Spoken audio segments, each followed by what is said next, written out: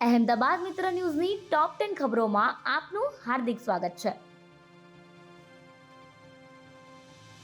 ઘાટલોડિયા વિસ્તાર અને ગોતા વોર્ડમાં ઉલટીના કેસોમાં રાફડો ફાટ્યો. એક સાથે અંદાજિત 700 ઝાડા ઉલટીના કેસો સામે આવતા લોકોમાં રોષ ફેલાયો છે. સ્થિતિ એવી વણસી છે કે સોસાયટીની 2 મહિલાને 108 એમ્બ્યુલન્સની મદદથી હોસ્પિટલ ખસેડવી પડી. સાથે જ આસપાસની ખાનગી હોસ્પિટલમાં પણ 30થી 40 લોકો દાખલ છે.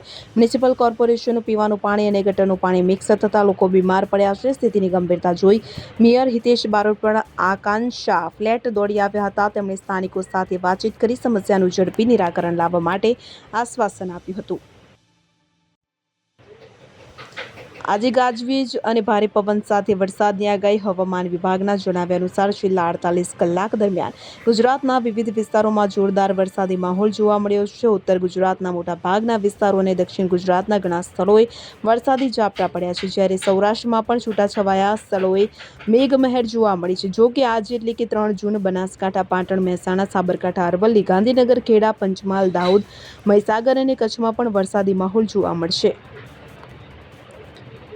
બિસ્કિટના પેકેટમાં છુપાવેલા 14 કરોડના ડ્રગ્સ સાથે પેડલર ઝડપાયો.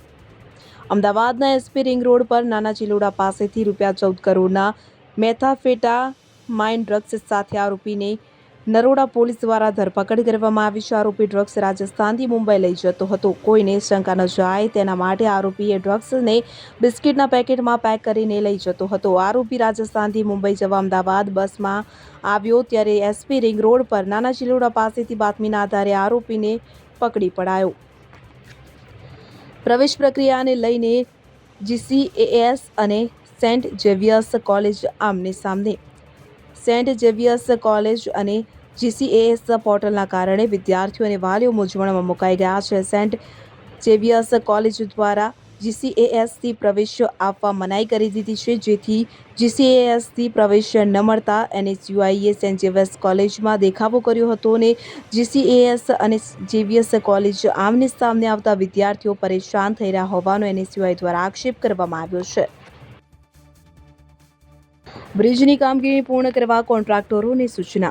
અમદાવાદ મ્યુનિસિપલ કોર્પોરેશનના બ્રિજ પ્રોજેક્ટ વિભાગ દ્વારા વિવિધ રેલવે ઓવરબ્રિજ અને ફ્લાયઓવરબ્રિજ બનાવવામાં આવી રહ્યા છે. 8 બ્રિજની કામગીરી ચાલી રહી છે, જેમાં 5 ઓવરબ્રિજ પરની કામગીરી અંગે મેયર હિતેશ બારોટ સહિતના મુખ્ય પદાધિકારીઓ દ્વારા સમીક્ષા કરવામાં આવી હતી. સુભાષ બ્રિજની 30% કામગીરી પૂર્ણ થઈ ગઈ છે. સરખેજ વોર્ડની સંકલન સમિતિની બેઠકમાં ધારાસભ્યની હાજરીમાં વિવાદ. નારી સશક્તિકરણ અને મહિલાઓને પ્રાધાન્ય આપવાની વાતો ભાજપ દ્વારા કરવામાં આવે છે, પરંતુ ચૂંટાયા બાદ મહિલાઓની જગ્યાએ તેમના પતિઓ પ્રતિનિધિ બની જાય છે. એવો કિસ્સો અમદાવાદ મ્યુનિસિપલ કોર્પોરેશનમાં જોવા મળ્યો છે. વિજલપુર વિધાનસભા અંતર્ગત આવતા સરખેજ વોર્ડની સંકલન સમિતિની બેઠકમાં ભાજપના નવનિયુક્ત 2 મહિલા કોર્પોરેટરના બદલે તેમના પતિદેવ હાજર રહેતા વિવાદ સર્જાયો છે.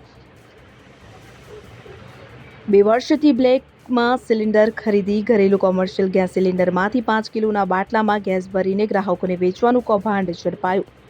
ઓરડો પોલીસે એક વેપારીની ધરપકડ કરી તેની દુકાનમાંથી ગેસના 79 બાટલા જપ્ત કર્યા છે. આ સાથે એક બાટલામાંથી બીજા બાટલામાં ગેસ ભરવા માટે ઇલેક્ટ્રિક મોટર, પાઇપ સહિતનો મુદ્દામાલ મળ્યો છે. 2 વર્ષથી આ વેપારી આ જ રીતે ગેસના બાટલા વેચતો હતો. ધોલેરા એરપોર્ટ સાઇટ પર 5 શ્રમિકને કરંટ લાગ્યો. ધોલેરા એરપોર્ટ સાઇટ પર મંગળવારે ફાયર કેબલ નાખવાની કામગીરી દરમિયાન ગંભીર દુર્ઘટના સર્જાઈ હતી. આ ઘટનામાં વીજ કરંટ લાગવાથી 2 કારીગરોના મોત થયા હતા, જ્યારે અન્ય 3નો આબાદ બચાવ થયો હતો. કુલ 5 કારીગરોને વીજ કરંટ લાગ્યો હતો. મૃતકોમાં સુનિલ મકવાણા અને દિનેશ મેમરિયાનો સમાવેશ થાય છે. તેમને ધંધુકા સરકારી હોસ્પિટલ ખાતે મૃત જાહેર કરાયા હતા. ગંભીર દુર્ઘટના સર્જાતા 2 શ્રમિકોના મોત. ધોલેરા એરપોર્ટ સાઇટ પર મંગળવારે ફાયર કેબલ નાખવાની કામગીરી દરમિયાન ગંભીર દુર્ઘટના સર્જાતા 2 શ્રમિકોના મોત નિપજ્યા હતા, જ્યારે અન્ય 3 શ્રમિકોનો આબાદ બચાવ થયો હતો. લોખંડની કોડી હાઈટેન્શન વીજ લાઇનને અડી જતા 5 શ્રમિકો કરંટની ઝપેટમાં આવી ગયા હતા. ધોલેરા એરપોર્ટ ખાતે ચાલી રહેલી ફાયર કેબલ નાખવાની કામગીરી દરમિયાન અકસ્માત સર્જાયો હતો. પ્રાથમિક માહિતી મુજબ કારીગરો લોખંડની ગોળીની મદદથી કામગીરી કરી રહ્યા હતા. માંડલ સહિત ચુવાડ પંથકમાં મેઘરાજાની એન્ટ્રી. અડધો ઇંચ વરસાદથી ગરમીમાં રાહત અનુભવી. હવામાન વિભાગની આગાહી વચ્ચે સોમવારની મધ્યરાત્રિએ માંડલ સહિત સમગ્ર ચુવાડ પંથકના વાતાવરણમાં અચાનક પલટો આવ્યો હતો. સત્તાવાર ચોમાસાની શરૂઆત બાકી હોવા છતાં અડધી રાત્રે ભારે પવન, તેજ ગતિએ ફૂંકાયેલા વાવાઝોડા અને વીજળીના કડાકા ભડાકા સાથે મુશળધાર વરસાદ તૂટી પડ્યો હતો. માંડલ મામલતદાર કચેરીના કંટ્રોલ રૂમ અનુસાર રાત્રિ દરમિયાન અંદાજે 15 મીમી જેટલો વરસાદ નોંધાયો હતો. અહેમદાબાદ મિત્ર ન્યૂઝની યુટ્યુબ ચેનલને સબસ્ક્રાઇબ કરો અને બેલ આઇકન જરૂરથી દબાવો, જેથી મહત્ત્વના સમાચાર આપના સુધી જલ્દીથી પહોંચે.